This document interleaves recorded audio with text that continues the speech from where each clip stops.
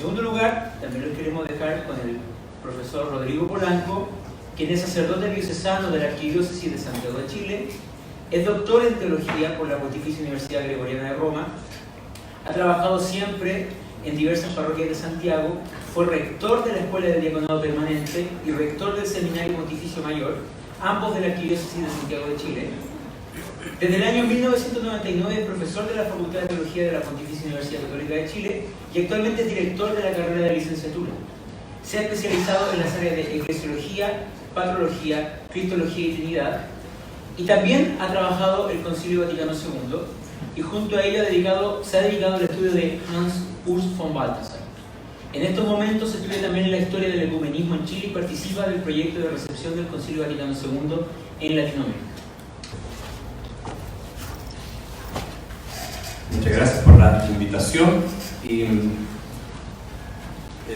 la presentación mía va en línea de lo que Rodrigo acaba de decir y de alguna manera están complementadas. De hecho, conversamos antes yo voy a partir de las cosas que ha dicho él para hacer la reflexión más eclesiológica y eso más histórica. El título y la tesis que propongo se llama Preparando una eclesiología para Medellín, o uno puede llamarle también Medellín como punto de llegada. Es decir, siempre se dice Medellín, ahí comienza una iglesia con rostro propio, es verdad, pero se fue preparando en 20 años más o menos, e incluso en todo el siglo. Esa es la tesis. Esto que presento ahora es fruto de una larga investigación que he hecho con un grupo de estudiantes que están aquí algunos presentes y que los quiero, no sé cómo se baja aquí. Estás borrando. Estás borrando la tesis. Eso, estoy borrando la tesis.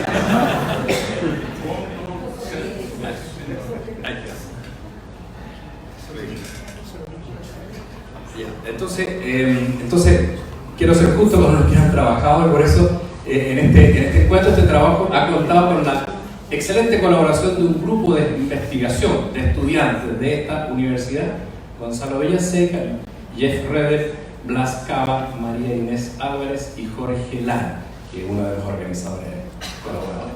Entonces, lo que quiero decir es que en realidad se trata de revisar justamente en el CELA2 que hablábamos esta mañana, de todas las revistas que están aquí que son anteriores al Medellín. O sea, hay 24 revistas que están anteriores al 68, y de esas 24 revistas revisamos todos los artículos del 50 al 68.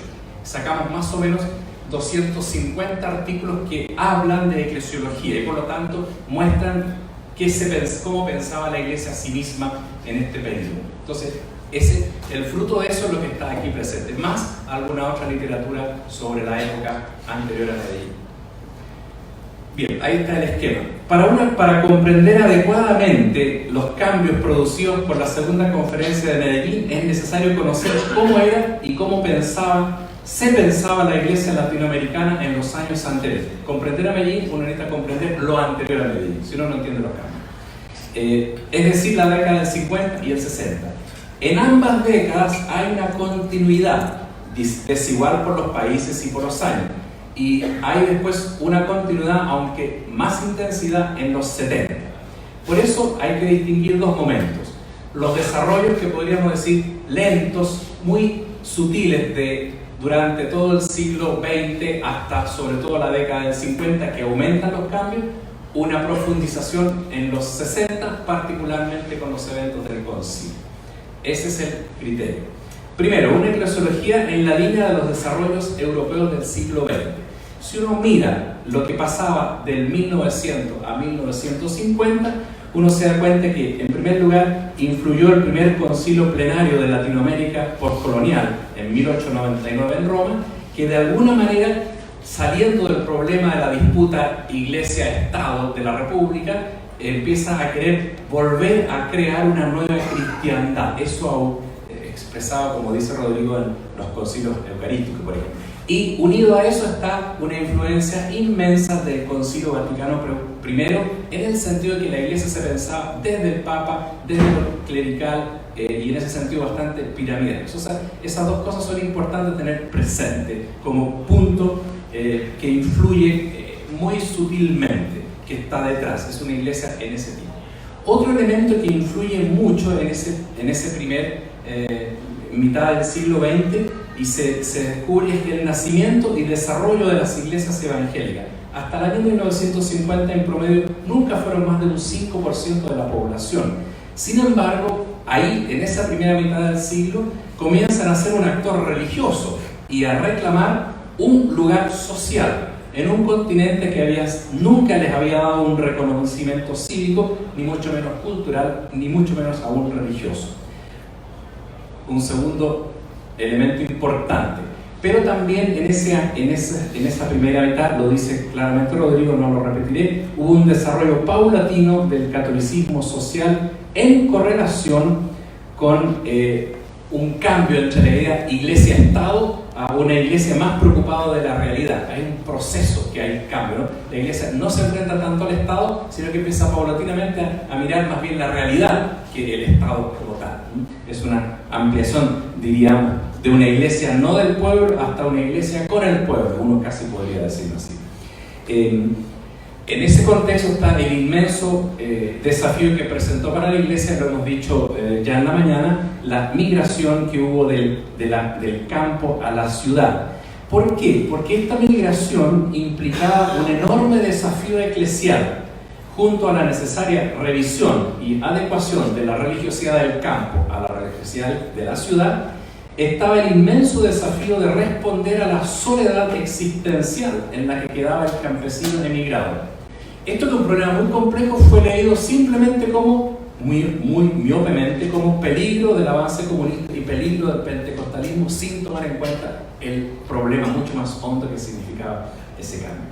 Finalmente, otro elemento histórico de la época, pero que de alguna manera va a tener repercusión, fue el desarrollo de movimientos igualitarios, ya sea socialistas o paternalistas, ya sea conservadores, en el sentido de que unos y otros se preocupaban, aunque no eran muy conciliables entre sí, se preocupaban de que la realidad había un problema y había que enfrentarlo. Entonces, todas esas pequeñas cosas que pueden parecer muy pequeñas, sin embargo, marcan un tono de una iglesia que son elementos que de alguna manera se van a empezar a desarrollar y a desenvolver en el futuro, y son importantes a tener presente. Bien, en ese contexto viene la década del 50. Hay cambios importantes que se operan en la década del 50, y están indicados. En primer lugar, obviamente, en lo eclesiológico, más allá del Vaticano I y esta eclesiología del Vaticano I,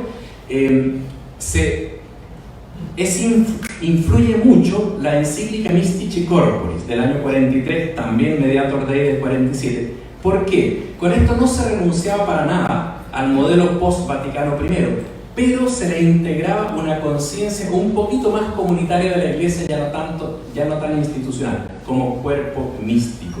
Es decir, al aspecto jurídico se le unía ahora algo un poco más espiritual, pero en donde todavía de ninguna manera se tomaba conciencia de la diversidad de niveles que uno y otro significan.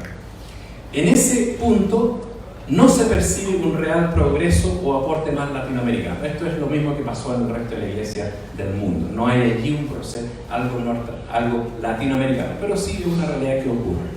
Otro elemento que hemos hablado largamente, no lo menciono más, es el desarrollo de la acción católica, que a pesar de que es un pequeño paso, sin embargo, tiene muchas limitaciones, porque ahí el laico está como colaborador de la jerarquía, no tiene una identidad propia todavía. Sin embargo, es un paso bien bueno y catalizador para un desarrollo de la autonomía laical.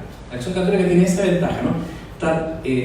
Tal vez el aspecto más importante para el futuro fue que la organización interna de la acción católica era la creación de grupos particulares especializados, y por lo tanto eso implicaba que cada grupo nacía desde la realidad y para la realidad, o universitarios, o campesinos, o obreros, pero eso implicaba que su propia misión tenía que ver con la realidad, y eso también es un catalizador para el futuro. Sin embargo, lo más importante probablemente de toda la acción católica fue lo que es conocido la Juventud Obrera Católica, con su método de ver, juzgar y actuar.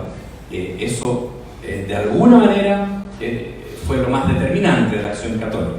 Ahora, habría que decir como que el pueblo comenzó de alguna manera a pensar la iglesia como una asamblea de creyentes que actúan en el mundo en el nombre de Jesús, y eso tiene un valor para el futuro. En cuanto a la evangelización, que allí aparece fundamentalmente clerical, se planteaba siempre como escasez del clero o peligro protestante, peligro comunista, pero al fin y al cabo eso era siempre un problema de falta de clero. Con eso quedaba patente la casi nula importancia que se le daba a la vocación y misión laical, y también la dificultad que en esos años todavía había para ver que en esos hechos se manifestaba mucho más que el peligro, se manifestaba más bien, eran síntomas de un anquilosamiento de las estructuras eclesiales y de las inmensas injusticias del pueblo que no se lograban percibir en su total fuerza. En ese sentido, en el mismo Río de Janeiro, el año 55, la primera preocupación es la escasez del clero. Con todo eso significó un punto importante, y fue que en esa época, precisamente por la escasez del clero, hubo una, con fide donum, pero también en general, se dio una importante llegada de misioneros, particularmente de España, Francia, Italia y Estados Unidos, y llegaron a servir en Latinoamérica y trajeron una concepción nueva de la iglesia y de su misión con todas las renovaciones que estaban habiendo en esos países. Entonces, traían una renovación, pero también traían ideas nuevas sobre los cambios sociales y estructuras sociales y políticas, las que fueron lentamente haciéndose parte de una renovada forma de mirar la relación de la iglesia con el Estado y la sociedad, y tuvieron un importante papel en el caminar de la iglesia en esos años 50, particularmente en el cambio operado en esta época desde una iglesia más institucional al servicio del orden establecido hacia una iglesia más receptiva a los movimientos emergentes. A los misioneros hay que agregar también que en la década del 50 hubo también clero autóctono que fue a estudiar Europa y volvía con esos estudios. Entonces todos esos elementos se pueden ahí muy bien ver como semillas que van a fructificar después y que influirán en el desarrollo posterior de la década del 60. Frente a eso que se ha llamado siempre por la iglesia en su momento el peligro comunista, en realidad era un problema, antes el sostenido crecimiento de las iglesias evangélicas y protestantes fue un problema, fue un tema, pero que se veía como un problema de evangelización. Sin embargo, un elemento muy central que se daba y lo percibía la iglesia en la revista aparece con mucha claridad, que se percibe una gran distancia entre las formas litúrgicas de la iglesia y la cultura popular. Se percibe esa distancia. Y ese diagnóstico fue compartido incluso por los obispos en las botas que mandaron previo al concilio para indicar sus deseos. Había en este aspecto un desfase entre cultura católica y cultura popular, urbana, pobre. Se percibía una iglesia poco incorporada existencialmente al mundo popular, es decir, una iglesia muy universal y poco particular en su significado más hondo de una iglesia en este lugar y desde este lugar. Como en casi todo el mundo, la iglesia católica no les concedía valor a las iglesias protestantes en ese tiempo, pero en Latinoamérica en particular, además, no le concedió un valor cultural, ni social, ni cristiano. Entonces, no hubo capacidad de ver realmente por qué pasaba ese fenómeno. Estaba cerrado esa posibilidad. Y respecto al peligro comunista, lo que sí hizo es mirar hacia los problemas sociales del continente, y eso repercutió desde la Revolución Mexicana en los años 17 hasta la Revolución Cubana en el 59. El tema político se puso muy al centro, y eso, aun cuando no hubo una respuesta inmediata, sin embargo, se vio como importante preocuparse de ese problema. Así surgió y se creció el involucramiento de los obispos y de los laicos, en particular en la acción católica. Pero paulatinamente el tema empieza a evolucionar, y uno lo ve en el año 50, desde una actitud simplemente de respuesta y de temor a una comprensión más integrada de que esa preocupación era parte integrante del Evangelio. Es muy claro en toda la época, no solo en Latinoamérica, la profundización en la misión temporal de la iglesia, pero en esto no hay una novedad en Latinoamérica. Sin embargo, justifica la preocupación de la Iglesia latinoamericana en las cosas sociales. Y eso fue importante para acompañar los procesos que se dieron en esa época, desde la reforma agraria, entre otros. Entonces, aun cuando no hubo un desarrollo muy fuerte, sin embargo, hubo un enfocarse en el tema y eso estaba preñado de fecundidad para el futuro.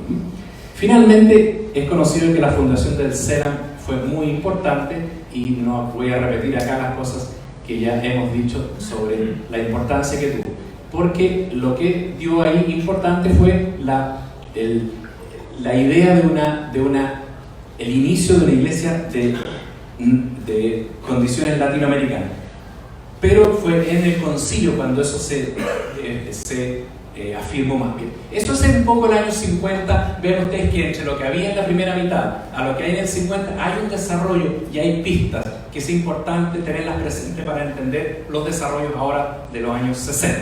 Voy entonces a los años 60. Esto lo divido en dos fases: la fase conciliar, que es muy importante, y la fase postconciliar, que es la inmediata a Medellín. En ambas fases hay elementos importantes que hay que recordar. En primer lugar, respecto a los efectos del concilio mismo, la década del 60 ha sido verdaderamente determinante para el desarrollo de la iglesia latinoamericana como latinoamericana. Desde el año 59, que fue el anuncio del concilio y la Revolución Cubana, hasta el 68, año de Medellín, y del mayo del 68 en París, las dos cosas fueron muy importantes por dos factores. Políticamente, porque en el año 60 un tema central es la cuestión que urgía, era el desafío de saber si era revolución o desarrollo, más bien desarrollo o revolución.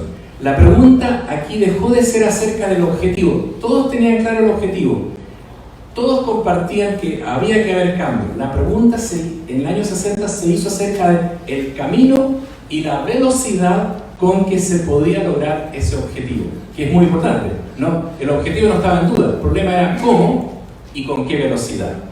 Eso elemento es determinante en los procesos de los 60. Y el otro elemento determinante es en la vertiente intraeclesial, el Concilio Vaticano II, porque en la iglesia latinoamericana se percibe obviamente como que aquí hay cambios posibles, y eso lo voy a explicar en un momento más. Y sobre todo, los cambios tienen que ver en cuanto a la relación iglesia-mundo. Entonces, esos son los dos factores. Ahora, me voy a detener para entender bien los cambios que produce el concilio en Latinoamérica. Es importante mirar una radiografía de qué ocurre antes del concilio. Y antes del concilio uno puede revisar las respuestas que la iglesia, los obispos de la iglesia latinoamericana, una grandísima cantidad, le envió al cardenal Tardini cuando preguntó de qué quieren que hable el concilio. No hay demasiados estudios hechos, están por hacerse. Sí hay uno en Brasil de Beoso, está en Santiago, en Chile, de Arenas, y de Liberty en Argentina, si bien debería ser pasado por todos los países bien trabajado. Eso es una cosa que está por hacerse y nosotros en nuestro equipo hicimos una pequeña investigación. Bien, pero se descubre claramente que hay 4 ámbitos de interés en estos obispos. Y aquí están, que están allí indicados y que son bien sintomáticos de qué se pensaba, ¿no? En primer lugar, hay un alto consenso en la urgente necesidad de cambios estructurales expuestos como reforma litúrgica, lengua de la liturgia, etc., y reforma al Código de Derecho Canónico, que los sacerdotes, el breviario sea más breve, que los obispos tengan más autoridad, etc. O sea, cambio. En síntesis, estaba claro que había que renovar una cierta manera de ser iglesia. Eso es bien claro como diagnóstico, en la línea de una mayor simplicidad. Y esto estaba muy motivado por preocupaciones sinceramente pastorales. Pero lo notable es que no queda claro en las peticiones si se percibía que estas y otras renovaciones no podían ser simplemente externas y de legislación, sino que suponían una reflexión teológica más honda. Eso no se ve como cambio práctico más que como un cambio estructural. También se percibe una segunda cosa que es bastante fuerte, y es que la urgente necesidad de repensar el ministerio ordenado en el contexto general de la vida de la iglesia. hay un montón de propuestas que tienen que ver con la necesidad de una estructuración de las estructuras ministeriales, pero no llegaron a percibir que eso implicaba una manera nueva de concebir iglesia. O sea, percibían problemas, pero no que había problemas eclesiológicos de fondo. Pero sobre todo traslucen una mirada eclesiológica largamente clericalista todavía en ese momento, ya que la inmensa cantidad de respuestas frente a esos problemas tenían que ver con clérigos, con la tarea pastoral, y en el fondo hablan por ausencia de lo que no hablan, y eso indica una manera de pensar. Doctrinalmente, vean ustedes que piden 4 temas, los más importantes para como cosas que el concilio doctrinalmente se tendría que preocupar era: uno, de declarar el quinto dogma mariano de María mediadora o corredentora universal, tema que el concilio después desechó, cambió por otro camino, que fue el capítulo 8 de la Lumen Gentium, que se renueve y se hable mucho y se profundice la doctrina del cuerpo místico, cosa que el concilio la trabajó de otra manera al hablar del pueblo de Dios y sobre todo de misterio. Que se hiciera una condena del comunismo, cosa que no se hizo explícitamente, ¿no? Y que hubiera mayor formación de fieles. Esos son los 4 grandes temas que ustedes pueden ver al tiro cuál era el estado antes del concilio. Y en ese contexto también una cuarta cosa es que se pide también una necesidad de reflexionar sobre la vocación de los laicos, si bien no hay especiales notas sobre eso. Eclesiológicamente, todo esto está demostrando que la Iglesia latinoamericana, en los años inmediatamente previos a la convocación conciliar, en sus obispos, tenía una eclesiología que de una parte, como ya hemos dicho, no difería de lo usual en otras partes del mundo, y de otra, tenía sus propios desafíos, pero que indicaban igualmente una eclesiología sumamente preocupada de lo intraeclesial. Es cierto que estaban conscientes de que habían cosas claramente fuera de época, pero no se percibe bien ni su magnitud, ni que estaban enraizados en una concepción de iglesia. Los obispos latinoamericanos no preveían en esto el rumbo futuro que tomaría el concilio, y sus sugerencias en general eran prácticas, pero resulta interesante darse cuenta en que las cosas que no aparecen también en sus deseos serían asumidas por el concilio y aplicadas por Medellín, y eso está mostrando 2 cosas: que aun cuando el episcopado habla de un corte tradicionalmente clásico, sin embargo, a la hora del concilio y a la hora de Medellín, sintonizó perfectamente con el espíritu del tiempo y asumió esos nuevos desafíos. O sea, tenía una capacidad de asumir, de cambiar, de convertirse, de percibir, y eso es importante a la luz de esto, porque efectivamente en el concilio después se ve un cambio bastante notable.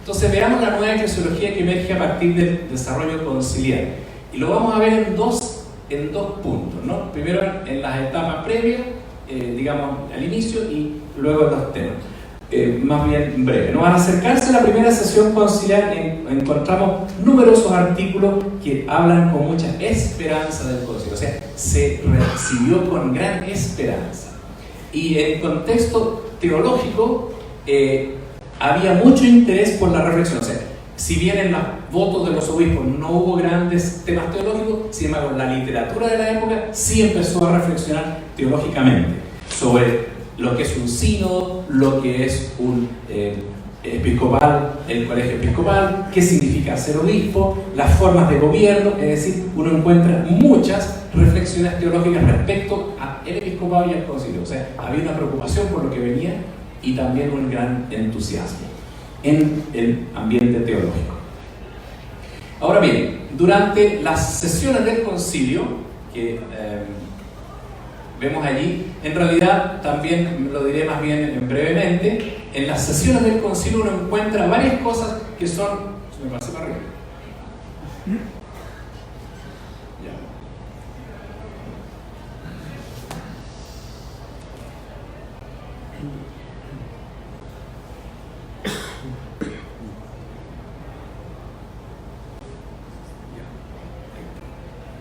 Durante la sesión, en primer lugar se encuentra una copiosísima literatura que va atenta al concilio, comentando todos los documentos. Obviamente, para toda la literatura el tema del concilio era la iglesia, es eclesiológico por principio para todos. en general el tema era la iglesia.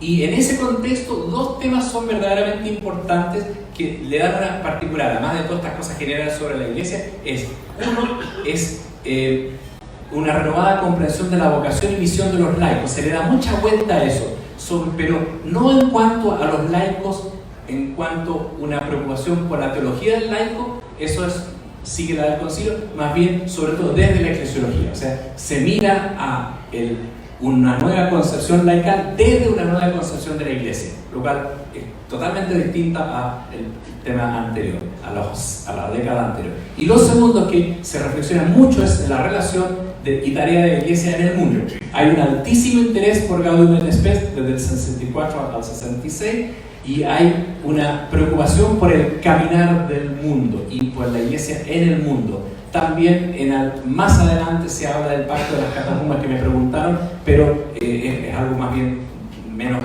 público, pero se menciona también. Sin poder entrar en detalle, creo que es importante que estos dos temas sí le dan una importancia. Ahora, en ese contexto me quiero detener en que también se destacó de manera especial el nuevo método de Gaudium et Spes. Hay varios artículos en las revistas de McGrath y también de otros como Viganó que retoman el tema.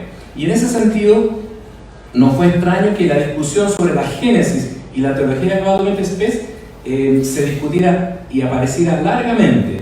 Y en ese sentido, tampoco fue extraño que luego Medellín retomara el tema de la iglesia en la actual transformación de América Latina a la luz del concilio, que en el fondo era Gaudium et Spes. De tal manera que lo que vemos es que efectivamente durante el concilio Gaudium et Spes significó especial preocupación.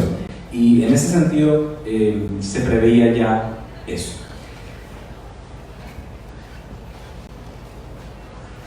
Quisiera concluir esa parte diciendo que al final del camino conciliar, allí lo ven ustedes, al final del camino conciliar uno puede revisar desde la 62 al 65, la iglesia latinoamericana había llegado con respecto a nuestro tema eclesiológico a tres conclusiones muy importantes para lo que viene después.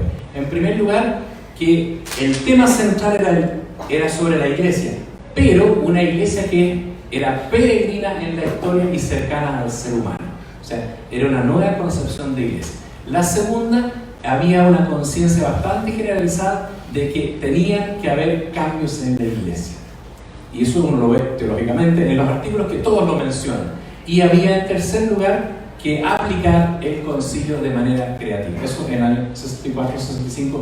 Y en todas las evaluaciones de lo que fue la experiencia conciliar aparecen siempre las tres cosas. Lo importante es una iglesia que camina, lo importante es que tiene que haber cambio, y lo tercero es que hay que aplicar en la iglesia de eso. Entonces, esa es como el síntesis de lo que después del concilio se tenía como claro para la iglesia. Estamos hablando del año 65-66. Si aparece el 66 en los documentos, en las revistas, es porque el 65 estaba presente, porque demoran mucho tiempo en salir los artículos, ustedes lo saben. Entonces, bueno, finalmente termino con, si uno mira esta década, estas dos décadas, uno dice, ¿hay inicios de lo que será una eclesiología latinoamericana? Sí lo hay. Y lo hay en tres cosas, me parece a mí. En primer lugar, los inicios son los inicios de lo que se podrá llamar una iglesia con rostro propio. En las estructuras eclesiales continentales uno ve dos estructuras muy relevantes. Uno, la experiencia sinodal vivida por numerosas iglesias del continente. Hay en muchísimas diócesis un sínodo, muy sinodal, no de cabeza, sino que de todos, para poner en la práctica el concilio. Y eso es universal. Y eso indica un modo de pensar la iglesia. En ese contexto también aparece mucho la conflictividad producida por los desafíos, cambios, críticas, retrocesos. O sea, no fueron fáciles los sínodos de los años 66, 67, 68. Ya se vislumbra conflictividad de la interpretación del concilio. El segundo punto importante es que se consolida el CELAM. Y se consolida el CELAM el año 66 en Río, en el Mar del Plata, poniendo el tema del desarrollo como el tema que hay que tratar, y es un intento explícito de seguir el impulso de Gaudium et Spes. O sea, esas dos instituciones sinodales y CELAM creo que fueron muy importantes como algo de un rostro propio latinoamericano. En el pensamiento sobresalen también dos cosas.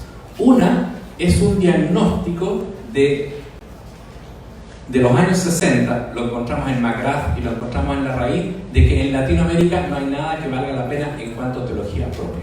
McGrath dice una frase dura que hemos comentado en otras ocasiones y que dice que en realidad dice cualquiera, el año 60, en un famoso texto de Teología y Vida, cualquier libro de nota publicado en Europa o Norteamérica en filosofía o teología, entre centenares de títulos citados, es más que probable que no se encuentre siquiera una obra escrita y publicada en Latinoamérica.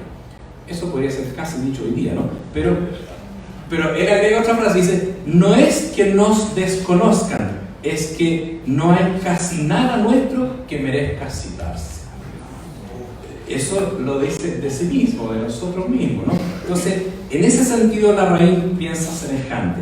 O sea, había una conciencia de que no teníamos algo propio. Sin embargo, uno empieza a revisar para adelante y encontramos que justamente por eso empieza a haber una conciencia de que es necesario tener algo propio. Y encontré en la revista Pastoral Popular un artículo de Segundo Galilea, que del año 63, cuando estaba en Cuernavaca, en México, y donde él dice, un artículo dice, reflexiones sobre la iglesia latinoamericana de fronteras adentro. Y dice, es necesario tener una eclesiología latinoamericana raíz de toda solución.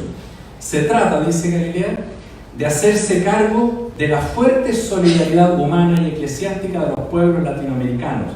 Mirando al futuro, podemos profetizar que la iglesia tendrá influencia en toda Latinoamérica o no tendrá en absoluto.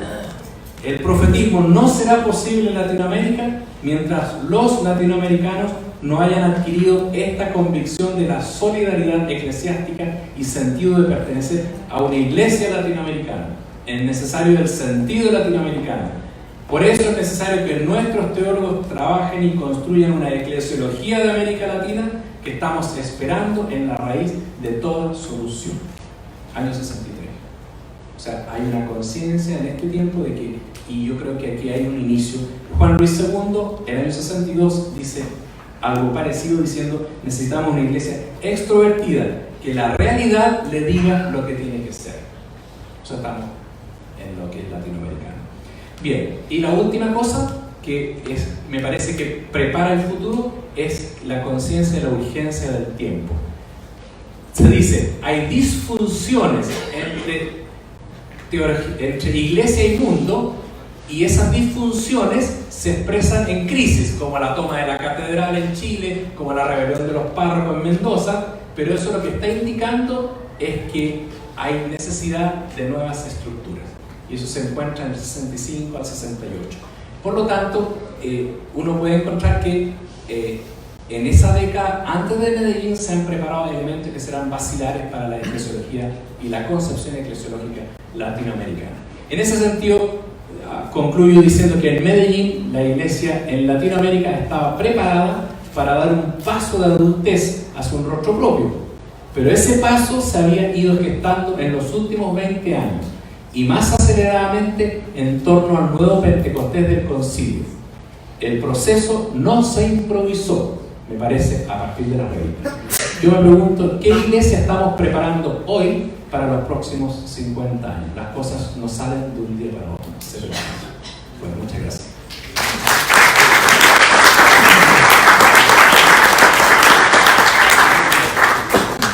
Agradecemos a nuestros expositores. Ahora invitamos al profesor Fernando Verdugo, quien dirigirá la ronda de preguntas.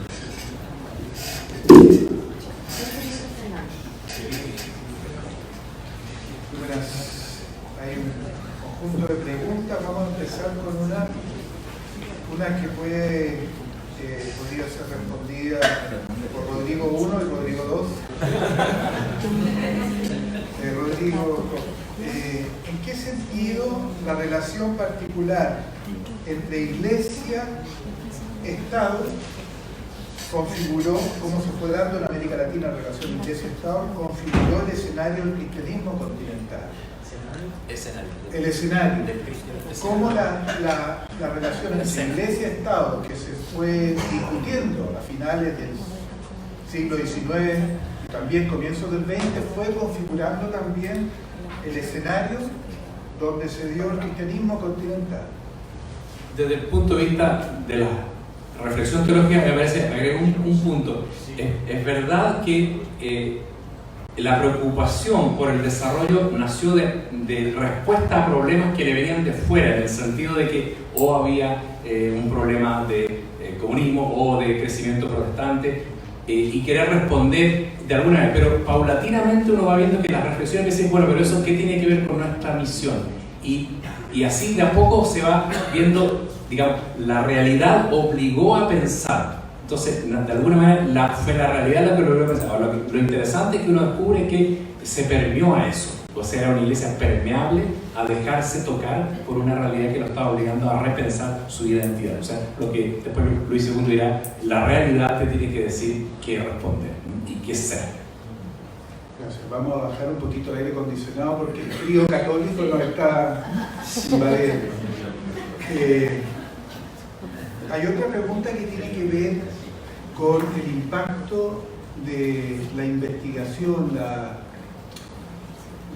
el desarrollo de los centros sociales en América Latina, que no fue mencionado, por lo menos, no sé si tuvo impacto en las distintas culturas de las que mencionaba Rodrigo, o tal vez en los antecedentes que incidieron en la configuración de una eclesiología latinoamericana, es decir, a finales de los años 50 hubo una política, por ejemplo, del lado de la Compañía de Jesús, de fundar centros de investigación y acción social, porque de alguna manera las universidades no estaban cumpliendo ese rol.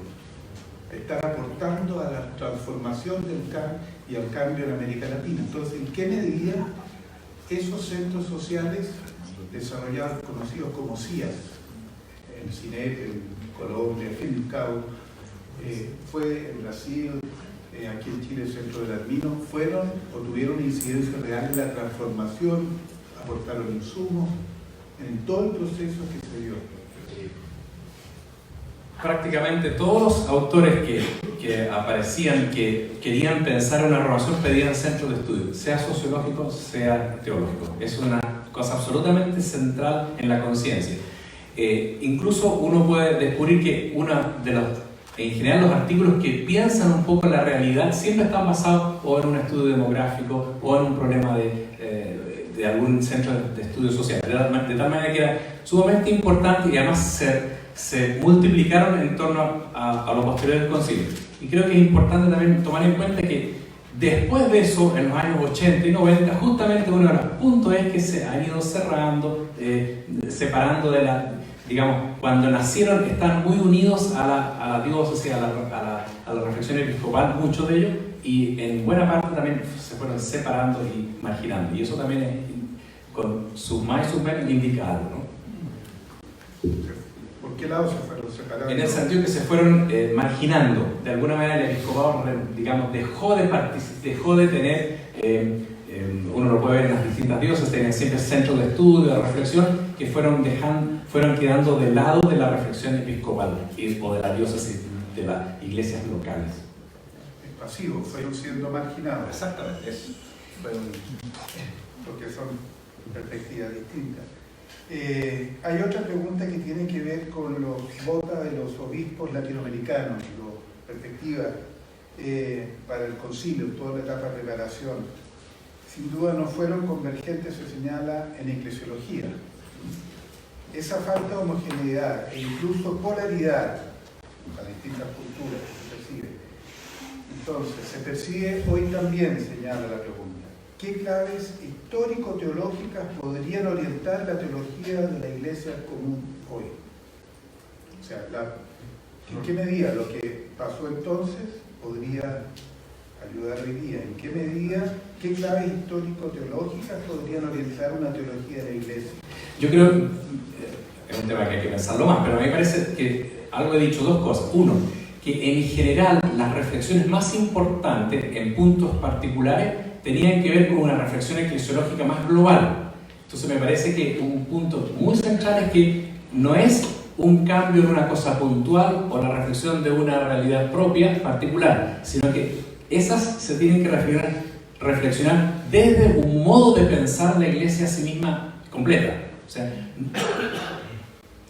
el lugar de los laicos se pensaba desde una nueva eclesiología, y así hoy día también todos los desafíos que tenemos, sea en cualquier tema, tiene que pensarse de una nueva modo de pensarse la Iglesia. O sea, no son el tema de la mujer, por ejemplo, el tema de los pobres, el tema del ministerio, no puede pensarse en sí mismo, si no se piensa en qué es la Iglesia, para qué es la Iglesia, qué constituye la Iglesia. Ahí voy a entender el papel del ministerio, ahí voy a entender la misión. O sea, no se piensan las cosas aisladamente. Me parece que eso es una cosa que uno lo percibe. Y lo segundo, me parece que también fue muy importante, es que en todo este periodo fue un poco la realidad, o sea, los signos de los tiempos, digamos, la que fue diciéndole a la Iglesia qué pensar, qué hacer y cómo actuar. Hoy día creo que justamente el tema es volver, y cada día más, a tener una mejor teología de los signos de los tiempos, tener instrumental para recibir, para leer y para interpretar los signos de los tiempos. Creo que ese es un punto que es absolutamente indispensable hoy día. Y una última pregunta, un minuto a Rodrigo Polanco, sobre la importancia de Mystici Corporis y su noción de comunión para la eclesiología del Vaticano II y Medellín.